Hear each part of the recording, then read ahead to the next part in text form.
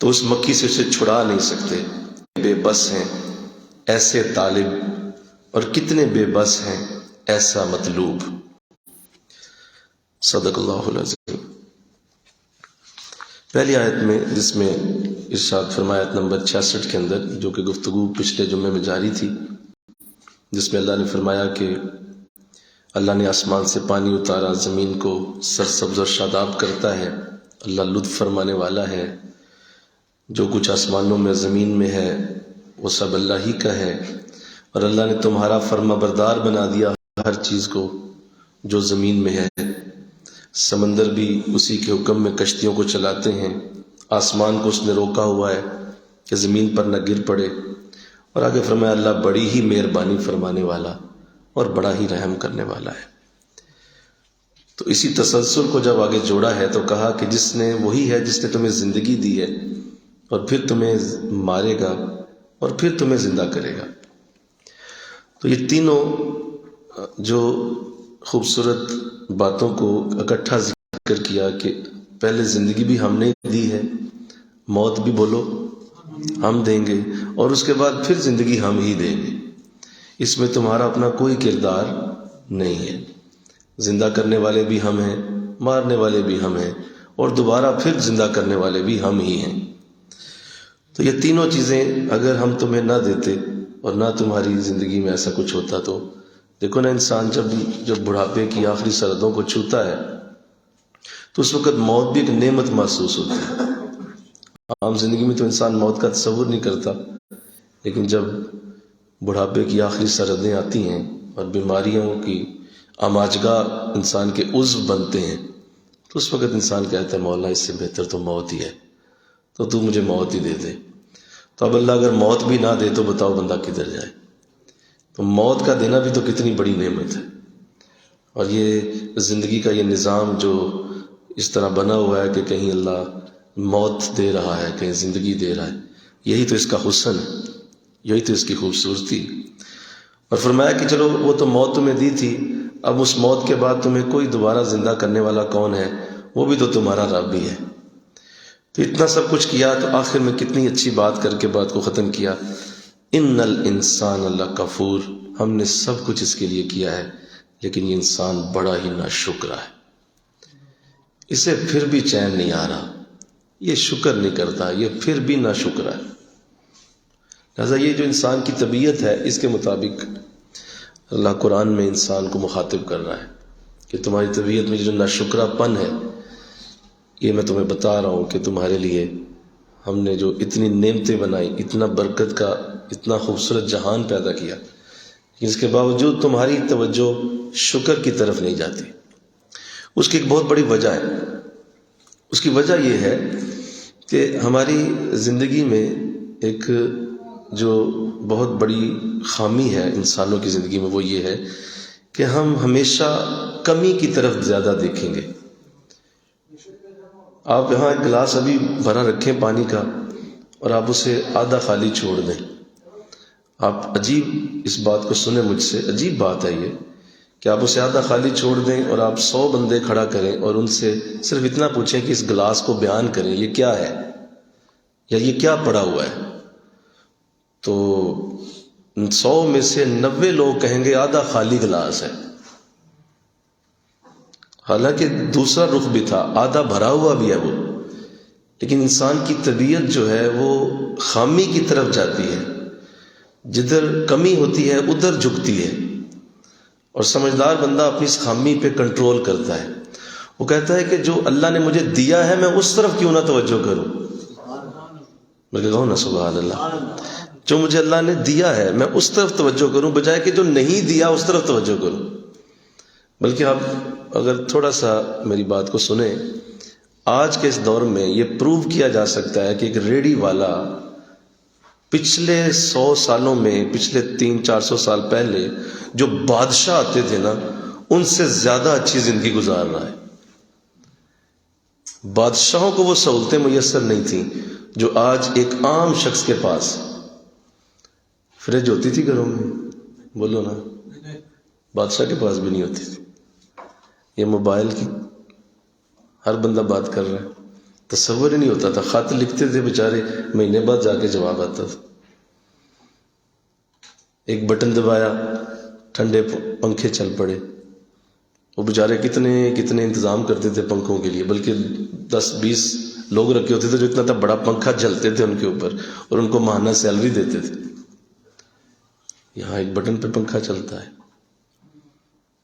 ایک بٹن دبایا, آپ کو گرمی کے لیے ہیٹر نصیب ہے.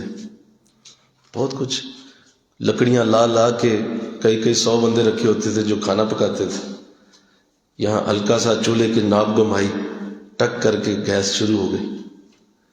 تو کس قدر برکتیں رحمتیں اللہ نے کتنی. آپ پچھلے دوروں کے موازنے کریں آج کے دور کے ساتھ, تو اتنی سہولتیں عام شخص کو نصیب ہیں جو بادشاہوں کو بھی نہیں ہوتی تھی. موٹر سائیکل ہیں, گاڑیاں ہیں, عام شخص کے لیے اویلیبل بسیں ہیں, ہوائی جہاز ہیں. بھائی بڑے بڑے اولیاء تھے, وہ اونٹوں پہ سفر کر کے حج کرنے گئے ہیں, بلکہ ہزاروں تو پیدل گئے ہیں. بولو گئے ہیں نا, پیدل گئے ہیں, سفر ہی کوئی نہیں تھا, نعمتیں کوئی ایسی نہیں تھی کچھ بھی. آج کے شخص کے پاس, عام سے شخص کے پاس بھی ایروپلین موجود ہے, وہ انتظام کرتا ہے, اڑ کے چلا جاتا ہے مدینہ شریف. تو اللہ کی نعمتوں کی طرف نظر رکھنا یہی واحد راستہ ہے شکر ادا کرنے کا. اس کے سوا کوئی راستہ نہیں. کہ آپ صرف یہ سوچ لیں کہ مجھے اللہ نے دیا کیا کیا ہے. تو ایک جو ہے وہ ایک, اگر آپ بڑی تسلی سے بیٹھیں اور ایمانداری سے لسٹ بنانا شروع کریں کہ مجھے اللہ نے کیا کیا دیا ہوا ہے, ایمانداری سے بیٹھیں. ماں ہے, باپ ہے, بھائی ہے, بہنیں ہیں, صحت ہے, اولاد ہے, گھر ہے, ٹی وی ہے, گاڑی ہے, بیٹھنے کے لیے جگہ ہے, صوفے ہیں, کرسیاں. آپ ایک چیز اپنے ایک لباس کو لکھیں. آپ حیران ہوں گے, وہ لسٹ ختم ہی نہیں ہوگی. مل کے کہو نا سبحان اللہ. اس لیے قرآن میں اللہ نے فرمایا کہ اگر تم میری نعمتوں کو گننا چاہو تو بولو تم گن نہیں سکو گے. وَإِن تَعُدُّوا نِعْمَتَ اللَّهِ, اگر تم نے عدد کیا نا میری نعمتوں کا, لا تحصوها, ساری زندگی نہیں گن سکو گے. لکھتے جاؤ گے, صفحے ختم ہو جائیں گے, لیکن میری نعمتوں کا شمار ابھی بھی باقی ہوگا. اور تم تھک جاؤ گے, مولا اور کتنی لکھوں, اور کتنی لکھوں, اتنا کچھ تو نے مجھے دیا ہے. اب ایمانداری سے بیٹھو, ایمانداری سے اپنی بالکل اپنی آنیسٹی سے بیٹھو اور لکھو تمہیں کیا کیا نہیں دیا. تمہاری لسٹ 10 سے 20 چیزوں کے بعد ختم ہو جائے گی, وہ صفحہ بھی باقی رہ جائے گا. آپ حیران ہو جائیں گے, یار وہ تو ختم ہی نہیں ہو رہی تھی اور یہ تو ایک صفحہ مکمل نہیں ہوا. تو انسان اس نہ ختم ہونے والی چیزوں کی طرف نہیں دیکھتا, اور جو چند چیزیں جو اس کی زندگی میں نہیں ہیں وہ کسی حکمت سے نہیں ہیں. مل کے کہو سبحان اللہ. یعنی کہ دشمنی ہے تیرے ساتھ, یا تیرے ساتھ کوئی اللہ کو نفرت ہے کہ تجھے نہیں دے رہا, وہ کسی حکمت سے نہیں ہے. اس نے نہیں دینی, وہ کسی حکمت سے نہیں دینی. اور ان حکمتوں کو اگر کوئی پہچان لے تو اللہ کا ہر دم شکر ادا کرتا رہے, اللہ کی ہر دم رحمتیں اس پہ برستی رہیں. مل کے نعرہ لگائیں, نعرہ تکبیر, نعرہ رسالت, نعرہ حیدری. میرے پیر و مرشد آپ بھی تشریف لانے کے قریب ہیں, اور اللہ کی رحمتوں سے مجھے امید ہے کہ آپ تھوڑی دیر میں مجلس میں حصہ ہوں گے انشاءاللہ. مجھے آپ کی میسج آ گیا, قریب آ گیا. تو اللہ توفیق دے. تو ہمیشہ زندگی کی پازیٹیو چیز کی طرف دیکھیں انشاءاللہ کہیں, پازیٹیو ان چیزوں کی طرف نظر رکھیں جو اللہ نے دی ہوئی.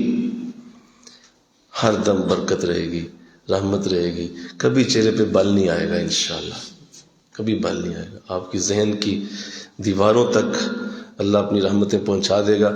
یہ جو اللہ کا یہ جو ارشاد ہے نا, یہاں بڑی تکلیف دہ بات ہے. ان الانسان اللہ کفور. اللہ فرما رہا ہے بڑا ہی ناشکر ہے انسان, بڑا ہی ناشکر ہے. تو یہاں اسے جواب دیا جائے, مولا نہیں میں ناشکرہ نہیں ہوں. جواب دیا جائے فوراً, مولا مجھے معاف کر دے, مجھے ان میں شامل نہ کر.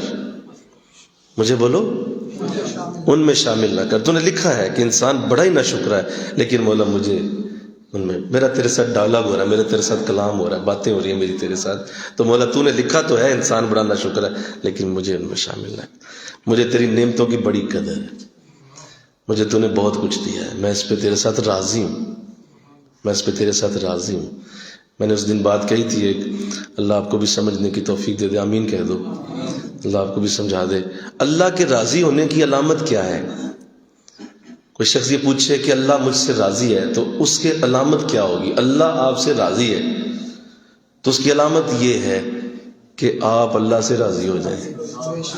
جس دن آپ اللہ سے راضی ہو گئے، اللہ بھی اسی دن آپ سے راضی کہ مولا میں راضی تجھ سے، مجھے میری کوئی فرمائش ہی کوئی نہیں، میں راضی ہو گیا.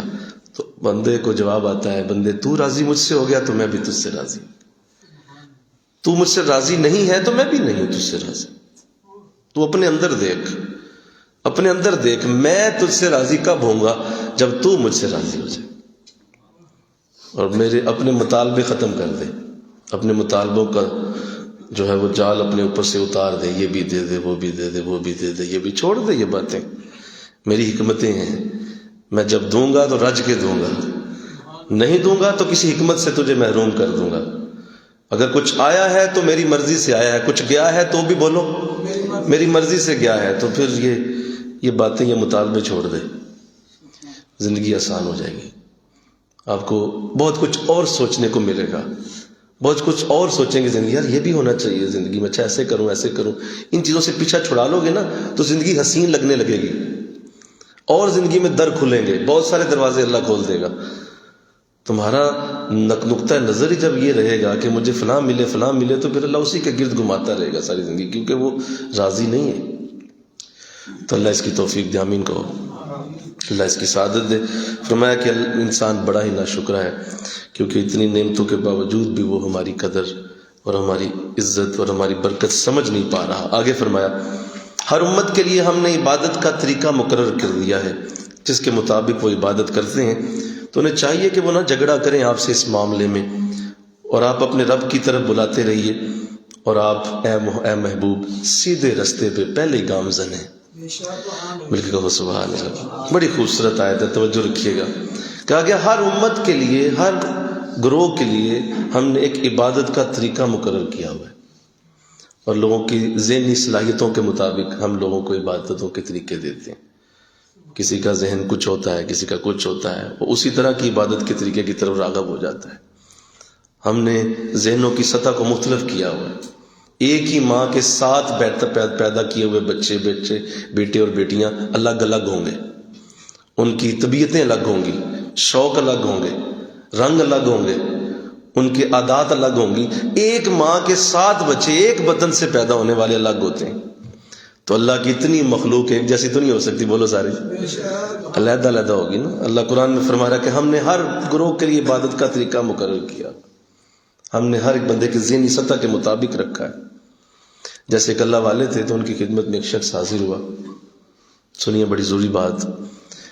تو بزرگ تھے تو کہا حضور برکت چاہتا ہوں، بزرگوں کی بیعت کرنا چاہتا ہوں، لیکن آپ مجھے مشورہ دیں کہ میں کس سلسلے میں بیعت کروں، میرا سلسلہ کون سا ہونا چاہیے. 4 بڑے سلاسل ہیں نا، نقش بند ہے، قادریہ ہے، سہروردیہ ہے اور چشتیہ ہے. تو یہ 4 بڑے سلاسل ہیں. تو حضور آپ مجھے مشورہ دے دیں کہ میں کس میں بیعت ہوں. تو فرمایا بیٹا پھر اچھا تم مجھ سے مشورہ چاہتے ہو تو میں تجھ سے پھر ایک سوال کرتا ہوں، تم اس کا جواب دے دو تو میرا مشورہ مکمل ہو جائے گا. تو کہا جی کیجیے سوال کا. سوال یہ ہے کہ اگر ایک کھیت ہو اور اس میں سے فصل بالکل تیار لگی ہو تو نئی فصل لگانے کے 2 طریقے ہیں. ایک طریقہ یہ ہے کہ پچھلی فصل کو پورا کاٹا جائے، مکمل پہلے لائن سے آخری لائن تک ساری کی ساری جو اس فصل کے پودے ہیں ان کو نکال دیا جائے، اور وہ گندم ہے یا چاول ہے جو بھی ہے اسے ختم کیا جائے، پورا کھیت بالکل صاف ستھرا کر کے پھر نئے بیج ڈالے جائیں. ایک تو یہ طریقہ ہے. دوسرا یہ ہے کہ ایک لائن خالی کی جائے، اس جگہ بیج نئے ڈالے جائیں، پھر دوسری خالی کی جائے، پھر نئے بیج ڈالے جائیں، پھر تیسری، پھر چوتھی، اور اس طرح آخر میں جایا جائے. تم مجھے بتاؤ کہ تمہاری طبیعت اس میں سے کس کی طرف راغب ہوتی ہے؟ کیا یہ پہلے طریقے کی طرف راغب ہوتی ہے، یہ تمہیں اچھا لگا، یا دوسرا طریقہ اچھا لگا؟ اس نے کہا حضور یہ جو دوسرا طریقہ ہے یہ مجھے زیادہ اچھا لگا کہ ایک ایک لائن آپ ختم کر رہے ہیں، ساتھ ساتھ بیج بھی ڈالتے جا رہے ہیں، اس سے وقت بھی بچے گا اور ساتھ ساتھ کام ہوتا جائے گا، بجائے یہ پہلے سارا کرو پھر دوسرا کام شروع کرو تو وقت زیادہ لگ جائے گا. فرمایا بیٹا پھر تم سلسلہ نقشبند میں آ جاؤ۔ ہم نقشبندیوں کا یہی انداز ہوتا ہے، ہم ایک دم تمہیں نہیں بدلیں گے، آہستہ آہستہ تمہارے اندر ولایت کی برکت اتارتے جائیں گے، پچھلی گندی عادتیں نکلتی جائیں گی، ان کی جگہ نیکی کی عادتیں آتی جائیں گی۔ وقت لگے گا، لیکن ایک وقت آئے گا کہ سارے کا سارا فصل نیا کا نیا انداز ہو جائے۔ تو ایسی ہر انسان کی طبیعت ہوتی ہے، اس طبیعت کے مطابق وہ عبادتوں کے طریقے کی طرف جاتا ہے۔ تو اللہ جسے چاہے، جس طرح چاہے، جس مذہب میں چاہے، جس مسلک میں چاہے لے جائے۔ آگے دیکھیے بات بڑی خوبصورت فرمائی کہ انہیں چاہیے کہ وہ نہ جھگڑا کریں آپ سے اس معاملے میں جھگڑا اگر وہ آپ سے کرتے ہیں تو اے نبی آپ ذرا خاموش رہیے، آپ چھوڑ دیں، آپ نہ کسی سے بحث کریں۔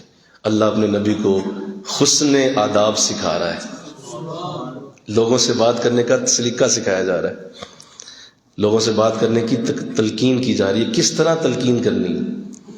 آپ کسی کو مجبور کر کے، کسی کو دھونس کے ساتھ علمی بحث کر کے آ جا تو میرے مسلک میں، یہ دیکھ میرے مسلک میں، یہ آ جا تو میرے، کیا ضرورت ہے آپ کو؟ کیوں کر رہے ہیں آپ؟ کیا اللہ نے فرض کیا آپ پہ؟ کیا اللہ نے آپ کی ڈیوٹی لگائی ہوئی ہے؟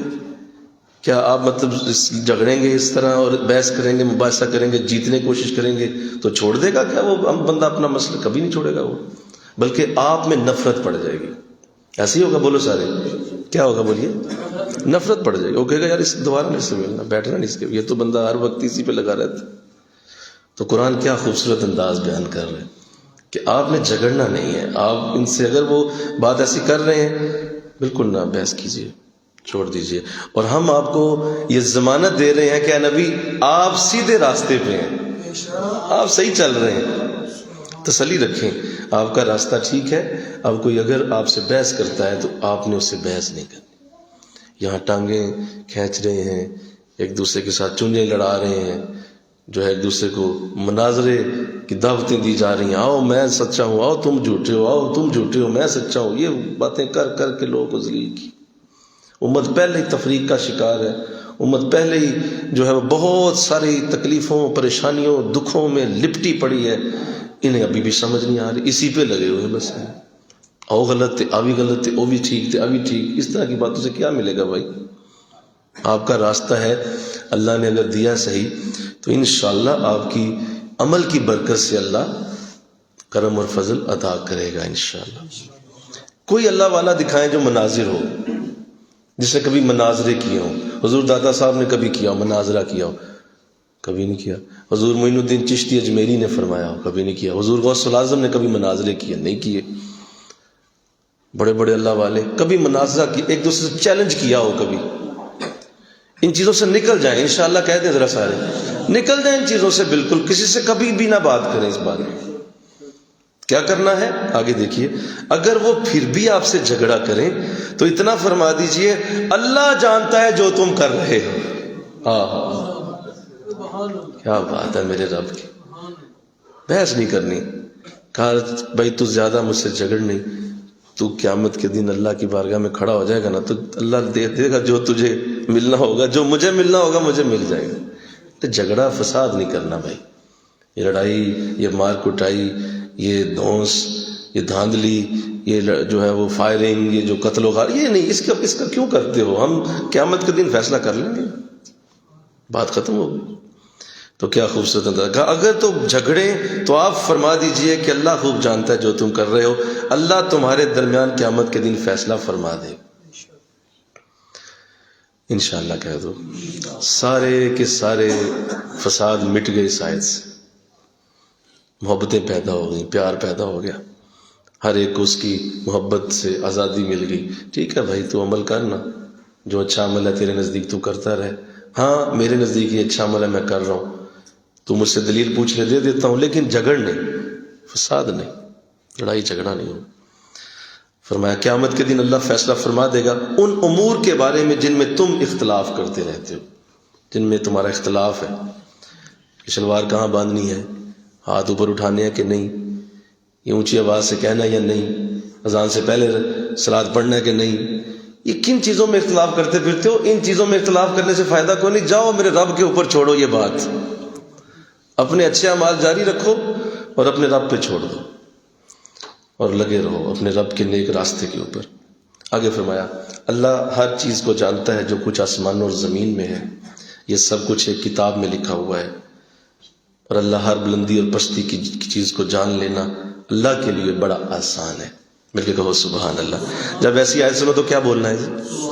سبحان اللہ۔ مولا تیری ذات ہے، تو کیا اعلیٰ شان رکھتا ہے، ہر چیز کو جان لینا اللہ کے لیے بڑا آسان ہے۔ آگے فرمایا اور وہ پوچھتے ہیں اللہ کے سوا جن کے متعلق اللہ نے کوئی سند نہیں اتاری اور خود بھی ان کے بارے میں کوئی علم نہیں ہے، اللہ کبھی بھی ظلم والوں کا مددگار نہیں ہوگا۔ تو کہا یہ فضول باتیں ہیں، جن کو بھی یہ پوچھتے ہیں اس کا کوئی تعلق ہمارے ساتھ نہیں۔ اور جب تلاوت کی جاتی ہیں ان کے سامنے ہماری آیتیں تو آپ کفار کے چہروں پر ناپسندیدگی کے آثار دیکھیں گے۔ آیات کریمہ کی تلاوت اگر کی جائے تو اللہ کفار کی علامت بیان کر رہا ہے کہ ان کے چہروں پہ ناپسندیدگی آئے گی، کہیں گے یہ نہیں ٹھیک، کوئی اور بات کریں۔ آپ قرآن پڑھیں گے ناپسند کریں گے، پھر قرآن پڑھیں گے پھر ناپسند کریں گے، پھر پڑھیں گے پھر ناپسند کریں گے۔ اس کی وجہ یہ ہے کہ قرآن ایک قطعی علم ہے، اس سے آگے آپ بول سکتے نہیں۔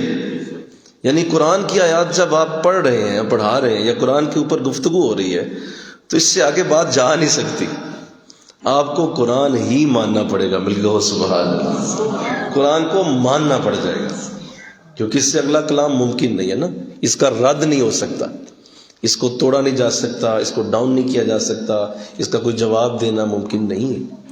تو چونکہ ممکن نہیں ہے لہٰذا اس وجہ سے وہ برکت، وہ رحمت جو قرآن کے پڑھتے ہوئے اتر رہی ہوتی ہے کفار برداشت نہیں کر سکتے۔ خیر یہ تو قرآن میں اللہ نے کفار کی بات کہی، مجھے کہنے دیجئے ہمارے مسلمانوں کا بھی یہی حال ہے۔ بہت سارے وہ کہتے ہیں جی ہمیں کوئی مائیا سنائیں آپ، کوئی اونچی وہ نہیں آپ کو نہیں آتی، وہ بندہ کوئی صحیح طرح مائیا طرح تقریر کرتا ہے، یہ کیوں آپ مطلب یہ کیا قرآن آپ پڑھ رہے ہیں، چھوڑیں آپ، ہمیں کوئی مطلب کوئی کہانی، کوئی اچھی داستان، کوئی مزیدار قسم کی کوئی روایت ایسی سنائیں کہ دل دھڑک دھڑک کرے اور مزہ بڑا آئے۔ اور قرآن چونکہ ایک ثقیل وزنی چیز ہے، آپ جب اسے سنتے ہیں تو آپ کے دل پہ وزن پڑتا ہے، جی کرتا ہے اٹھ کے چلا جاؤں، وزن ہے نا اس کا، یہ ثقیل ہے۔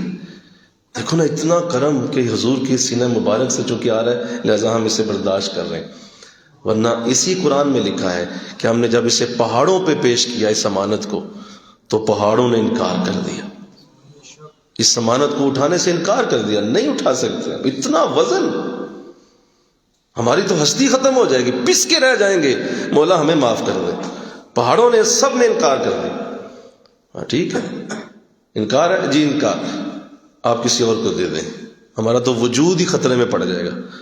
دریاؤں کے اوپر پیش کیا گیا، دریاؤں نے بھی ہاتھ جوڑ دیے، مولا یہ نہیں اٹھا سکتے۔ درختوں پہ، ہواؤں پہ، جو مخلوق تھی سب نے ہاتھ جوڑے۔ فرمایا تو پھر اب مانو گے میرے سینہ مصطفیٰ کو صلی اللہ علیہ وسلم؟ کہا جی مانتے ہیں، ہم مانتے ہیں، یہ قرآن اٹھانے والا ایک ہی سینہ ہو سکتا، آقا دو جہاں کے سینے پہ سے نازل کیا گیا۔ وَإِنَّهُ نَزَّلَ عَلَىٰ قَلْبِكَ، ہم نے اسے آپ کے دل کے اوپر اتارا۔ تو دل پہ حضور کے اتنا وزن اترا ہوا ہے، اور وہاں سے حضور کی وہ نورانی کرنیں مدینہ شریف سے نکلتی ہوئی پوری کائنات میں پھیل رہی۔ جہاں کہیں قرآن پڑھا جاتا ہے اسی سینہ مصطفیٰ کی نور سے پڑھا جاتا ہے۔ یہ ایسے ہے جیسے آپ ڈائریکٹ اگر ٹرانسفارمر سے بجلی لیں گے تو آپ نہیں لے پائیں گے، آپ کا پورا سرکٹ جو ہے وہ ختم ہو کے رہ جائے گا، لیکن چونکہ سینہ مصطفیٰ سے آ رہا ہے ہر برکت اور رحمت اس کے ساتھ جڑی ہوئی۔ نعرہ تکبیر، نعرہ رسالت، نعرہ حیدری۔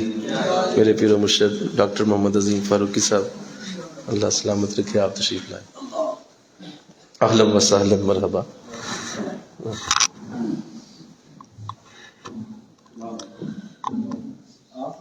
جی بسم اللہ، جی بسم اللہ، تشریف رکھیے، مصلی بچا۔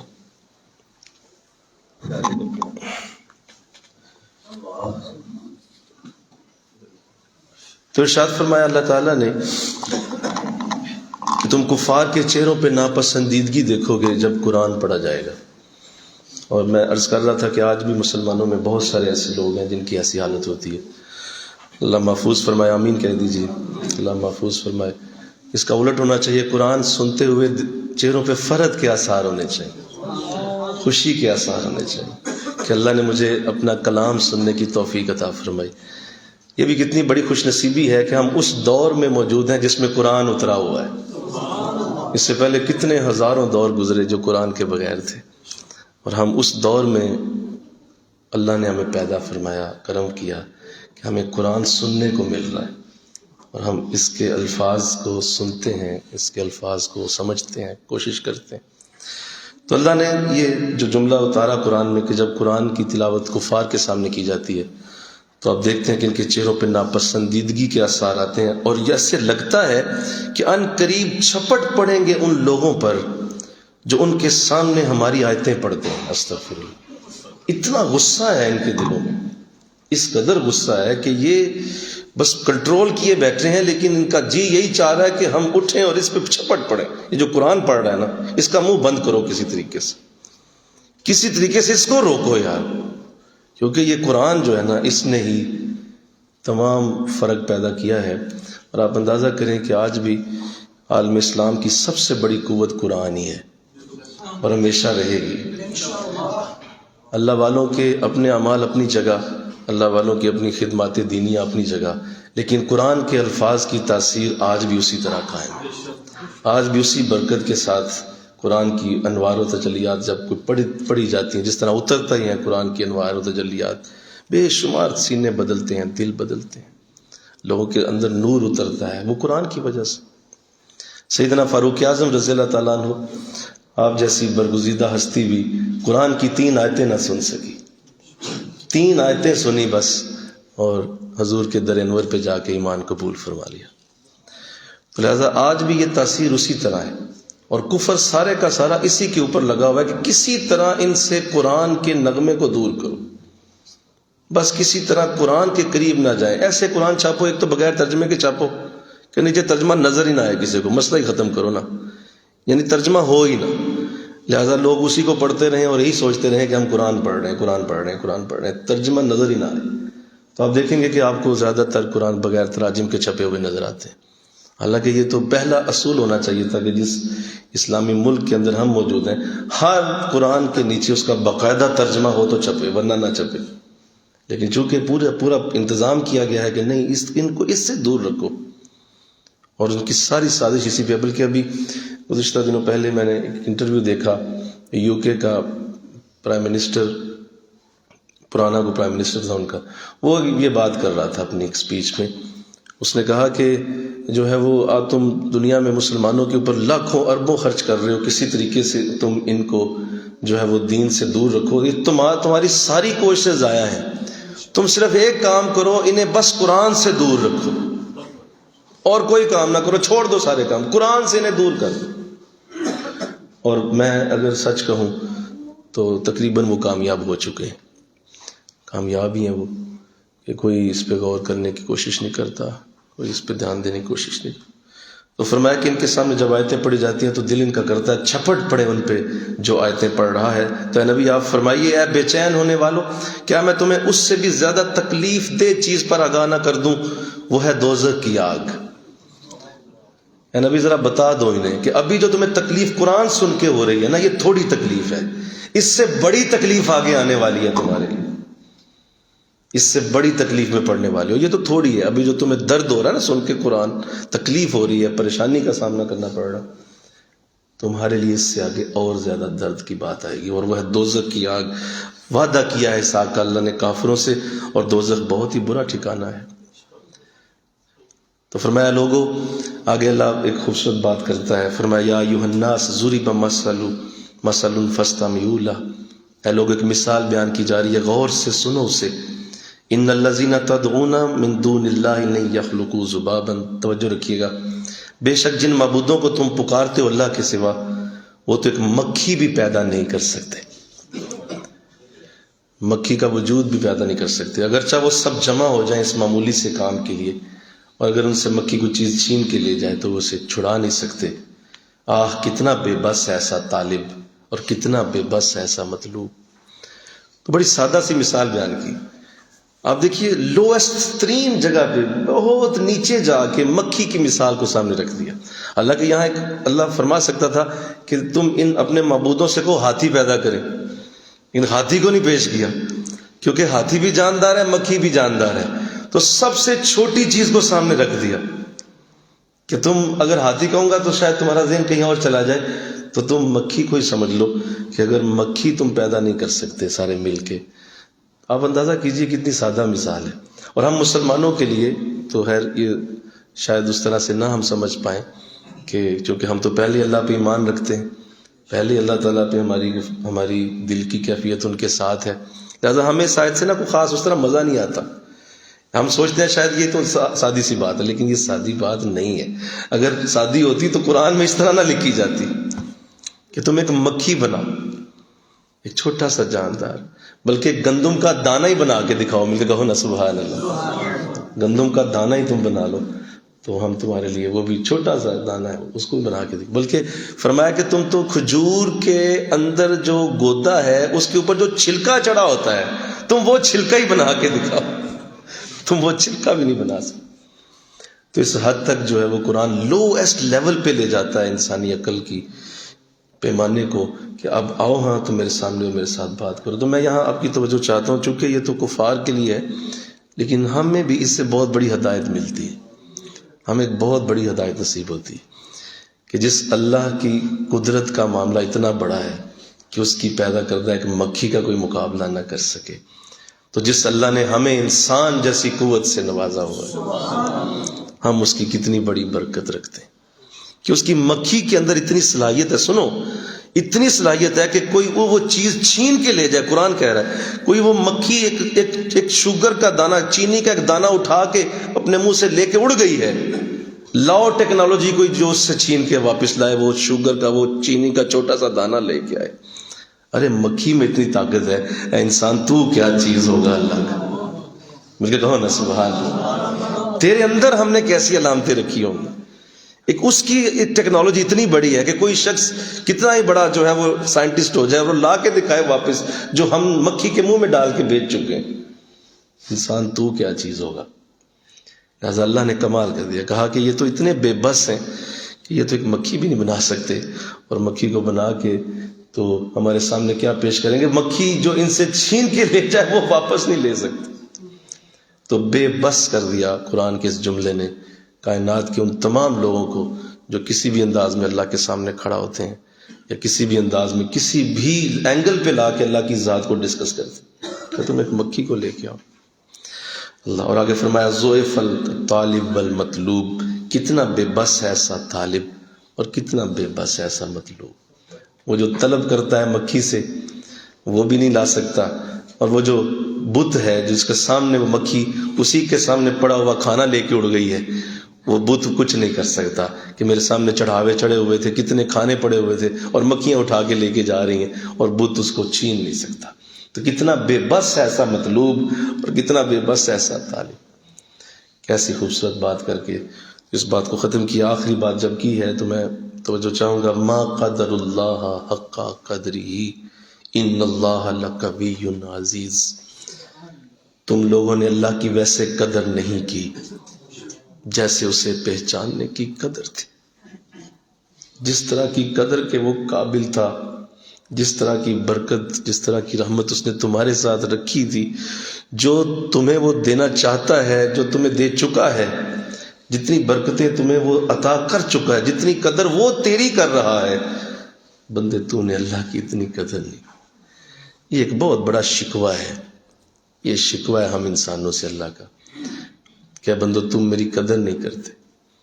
جیسے ہم عام پنجابی میں نہیں بولتے کہ کوئی بڑا پیار والا ہو نا، کوئی آپ سے پیار کر جائے تو اور آپ نہ کریں تو یہ کہتا ہے یار تینوں میری قدر نہیں ہے، تینوں پتہ چلے گا جب میں نہ ہوں گا. تو ایسے ہی ما قدر اللہ حق قدری، اللہ کی قدر نہیں کی تم لوگ. اور واقعی ہم ایسے ہیں کہ ہمیں واقعی اس کی کوئی قدر نہیں. 2 سجدے دے کے شاید سمجھتے ہیں کہ ہم نے بہت بڑا تیر مار لیا، چند تسبیحاں پڑھ کے سمجھتے ہیں بہت بڑی برکت لے لی. چند جو ہے وہ دو چار کوئی اللہ نیکی کے کام کرنے کی توفیق دیتا ہے، سمجھتے ہیں کہ اس سے بڑا کوئی کارنامہ ہی نہیں ہو سکتا، یہ تو کوئی چیز نہیں تھی، تمہیں میری معرفت کے لیے آنا تھا، میرے نبیوں کو پہچاننا تھا، میں نے اتنا خوبصورت رسول تمہارے درمیان اتارا ہوا تھا، تم نے اس کو پہچاننا تھا، میں نے قرآن کے اتنے اعلیٰ اعلیٰ خوبصورت نغمے تمہیں دیے تھے، تم نے ان کو پہچاننا تھا، تم نے قبر حشر کی تیاری کرنی تھی، بہت کچھ ہم نے کرانا تھا تم سے، کوئی قدر نہیں کی یار تم نے، اتنا کچھ دینے کے بعد بھی کوئی ایسا معاملہ تم بنا ہی نہیں سکے کہ ہم خوش ہوں۔ تو میں یہاں ایک بات اکثر جب آیت ذہن میں آتی ہے، اکثر آتی رہتی ہے، پہلے بھی اس کو پڑھا، قبلہ عالم سے بھی اس کو پڑھا ہوا، تو جب بھی آیت ذہن میں آتی ہے تو ایک ہی ذہن میں بات آتی ہے، مولا کچھ ایسا کروا لے جو قدر والے بن جائیں، انشاءاللہ کہہ دیں کچھ ایسا کروا لے کہ تیری قدر جان جائیں، اور اسی لیے اللہ نے رمضان میں لیلۃ القدر رکھی ہے، وہ جو لیلۃ القدر ہے نا اس کے پیچھے بھی یہی کنسیپٹ ہے کہ اس رات میں آؤ، وہ رمضان کی وہ برکتیں، وہ رمضان کے دن، وہ رمضان کی ساعتیں، اس کی محنتیں، کوششیں، وہ سارا کچھ کیوں اللہ کروا رہا ہے؟ کسی طرح میرے بندے کو میری قدر ہو جائے، وہ شب قدر، انا انزلناہ فی لیلۃ القدر، ہم نے اسے قدر والی رات میں اتارا، تو قدر والی رات میں قدر والی چیز آئی تو ہی اللہ کی قدر کرو گے نا، بولو۔ تو اس سے پتہ چلا قرآن سے بہتر اللہ کی قدر نہیں ہو سکتی، اور قرآن سے بڑا دین کا خدمت کا کوئی انداز نہیں، قرآن سے بڑی دین کی خدمت کی کوئی جہت نہیں، کیونکہ یہی قدر والی رات میں آیا، قدر والا بن کے آیا، اور اللہ نے بھی کہا ہے تم نے میری قدر نہیں کی، تو قدر سے مراد قرآن۔ پڑھو قرآن، انشاءاللہ کہو سارے مل کے کہہ دو، نظر آئیے، قرآن پڑھو، قدر کرو اللہ، اس کلام کی قدر کرو، اس کلام کے ساتھ جڑو۔ اس موضوع کو انشاءاللہ اگلے جمعہ میں مزید عرض کروں گا، کیونکہ میں چاہتا ہوں کہ آیت ایسی اس کا حق ادا ہو، کیونکہ اس میں اللہ نے فرمایا حق ادا نہیں کیا تم نے قدر کا، تو عرض کریں گے انشاءاللہ، اللہ مجھے آپ کو توفیق دے، وما علینا الا البلاغ۔